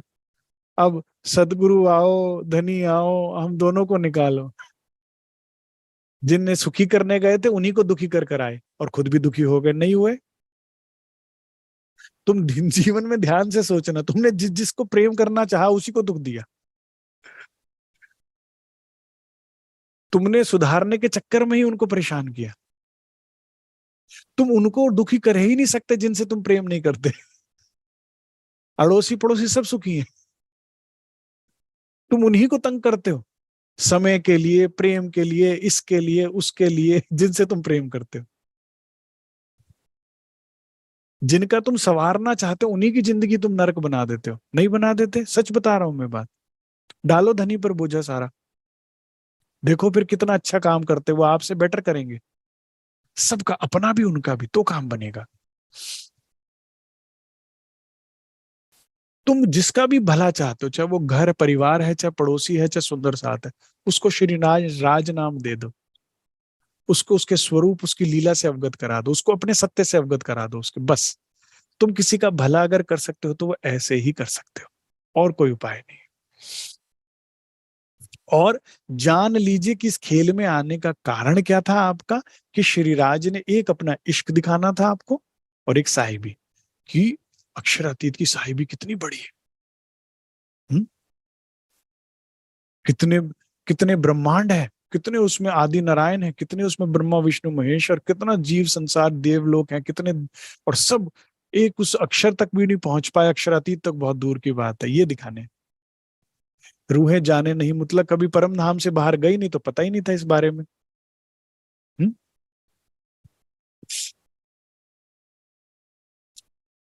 इसी के साथ साथ एक घटना घट क्रम और घटा परम धाम में। और वो क्या हुआ, तब हक के तब हक के अंगन का नूर, जो है नूर जलाल, मतलब अक्षर भगवान, तब तिनके दिल में पैदा हुआ, देखो इश्क नूर जमाल। मतलब सत्ता के हृदय में आनंद, और आनंद के हृदय में सत्ता देखने की इच्छा जो पैदा हुई, वो श्री राज्य के हृदय में हुई पहले, कि मैं इनको सत्ता को आनंद और आनंद को सत्य दिखाऊं। ये महाकारण बना आपका खेल में आने का। अब आज के बाद आपको महाकारण में दिक्कत नहीं आएगी। हम यहाँ आए क्यों, बाजार आ गए, पता नहीं क्या लेना, तो भटकते जा रहे हैं, पूरा दिन हो गया भटकते, ये पता लग रहा है हम वापस जाएंगे तो माँ मारेगी, ये नहीं पता करना क्या है। तो ये तो जानो यहाँ क्या करने आए थे, महाकारण क्या था, कारण क्या बना था, तभी तो लौटोगे वापस। ठीक है ना। तो वो धनी ने हमें बता दिया। 11 बज गए। सुंदर साथ जी, क्या है ना, मुझे घड़ी देखने की आदत नहीं है, मैं क्षमा चाहता हूँ। जब मैंने पहली बार बीतक करी तो हम लोग 9 बजे बैठते थे और 12 बजे तक बैठे रह जाते थे। लेकिन चुनिंदा सुंदर साथ थे, दर्दी सुंदर साथ एक से बढ़कर एक, जिनको भी घड़ी देखने की आदत नहीं। और ऐसे में जब हम बीतक करते थे तो बस पहुंच ही जाते थे जहां का वर्णन था। और वही मेरा अभ्यास है, मुझे मंच पे आदत नहीं बीतक करने की, संयम की आदत नहीं, तो मैं क्षमा चाहता हूँ। कल से मैं पूर्ण कोशिश करूंगा कि 10:30 बजे तक समाप्त कर दूं। आज के लिए मुझे क्षमा कीजिएगा, धनी लीलाओं में, धाम लीलाओं में मेरे को समय का ही नहीं पता लगा, मैंने घड़ी तरफ देखा ही नहीं। कल से 10:30 तक हम इसे समाप्त कर देंगे। क्योंकि मैं समझता हूँ कईयों ने स्कूल जाना है, बच्चों ने, कईयों ने ऑफिस जाना है, कईयों ने और चीजें हैं, बुजुर्ग लोग हैं, दवाई खानी है, रेस्ट करना है। तो मैं इसलिए डिसिप्लिन का थोड़ा सा ध्यान रखूंगा, अपने आप को बांधूंगा। आज हमने ये जाना कि हमारा घर क्या है, हमारा सत्य क्या है, हमारा इस खेल में आने का महाकारण और कारण। एक कारण क्या था, इश्करबद, और महाकारण क्या बना, सत्ता को आनंद और आनंद को सत्ता। कल हम एक और कारण जानेंगे जिसके कारण हम इस खेल में आए, और फिर उसके बाद कब सबसे पहले कहाँ आए, ब्रिज में। तो कल प्राणाधार सुंदर साथ जी धूमधाम से चलेंगे ब्रिज में, और ब्रिज नगरी में 1 से 2 दिन रहेंगे, जितना धनी हमें सुख दे, और उसका उस लीलाओं का सुख लेंगे। सोचिए पूरी दुनिया जिस ब्रिज लीला की दीवानी है, हम निजानंदी उसको अडोर ही नहीं करते, उसे अपनाते नहीं कि ये मेरी लीला है, ये मेरे धनी की लीला है। हम भी पूज रहे हैं, हम भी ऐसे देख रहे हैं। तुम याद करो तो तुम्हें सब याद आ जाएगा, ब्रिज में क्या क्या किया था, क्या वहां का वो लीव, तो क्योंकि तुम थे वहां पर। तुम याद करो तो तुम्हें रास का एक एक सुख याद आ जाएगा, केवल तुम्हारे भाग्य में है ये। सुखदेव मुनि नहीं वर्णन कर पाए भागवत में, अष्ट पंचाध्यायी में ही समेट कर रख दिया, क्योंकि परीक्षित ने प्रश्न कर लिया, पराशक्ति बोल रही थी, और परीक्षित बीच में बोल पड़े। और क्या बोला सुखदेव मुनि, भाई तू राजा, मैं जोगी भया, अब कहने वाला कह के गया। करे अब क्या हुआ, करे अब तो वो खुद आएगा 28वें कलयुग में, तो बताएगा ब्रिज और रास का विवरा खोलेगा। तो वो आ गया 28वां कलयुग, और वाणी के अंदर खोल दिया धनी ने। तो कल हम ब्रिज में, और हो सकेगा तो रास में समय बिताएंगे, ब्रिज नगरी में, ब्रिज धाम में, और फिर उसके बाद योग माया में रास का सुख लेंगे, और फिर आगे चलेंगे धनी देवचंद्र जी, और आगे जागनी रास की लीलाओं में। ठीक है, इतना ही स्वीकार कीजिए। बोलो श्री प्राणनाथ प्यारे की जय, बोलो श्री सदगुरु महाराज की जय। प्राणाधार सुंदर साहब जी, लगभग 1 महीने से हम महाराज जी की मूल बीतक, महाराज जी की बीतक का लाभ ले रहे थे, जिससे रूहों में ईमान की पूरी तेजी आ गई है, अंदर भरपूर आ गया। नहीं आ गया? हम बीमारी से घबराते हैं, महाराज जी मुर्दे को भी जीवित कर देते हैं। यहाँ बीमार आता और भला चंगा होके पन्ना जो शेरपुर से जाता था महाराज जी के समय में। हम्म। और जाने क्या क्या लीलाएं जानी। अब आपका समय आ चुका है इश्क में डूबने का। ठीक है। बीतक में हम वाणी और बीतक का मिला जुला रूप लेकर इश्क और ईमान में दो परों से खड़े होके उड़कर परम धाम पहुंचेंगे। तो मेरी ये प्रार्थना है कि कोई भी एक दिन मिस ना करें। जो भी सुंदर साथ जिस भी मंदिर आश्रम में लाभ ले रहा है वो लेता रहे। लेकिन मैं भी लाभ लेता, लेकिन जो देश विदेश बैठा सुंदर साथ है, आश्रम नहीं है, उन सब की बहुत मेरे से ये रिक्वेस्ट प्रार्थना थी कि आप भी तक करें और हम लाभ ले सकें। तो जो जो सुंदर साथ कहीं नहीं लाभ ले रहे, वो उनके पास ये ऑप्शन है जूम का। घर बैठे हम ये सुख लें और अपनी आत्म जागृत करें। इससे सहज और सरल तो राज्य कुछ नहीं कर सकते सुंदर साथ जी। तो हम इससे वंचित ना रहें और ये मौका हाथ से ना गवाएं।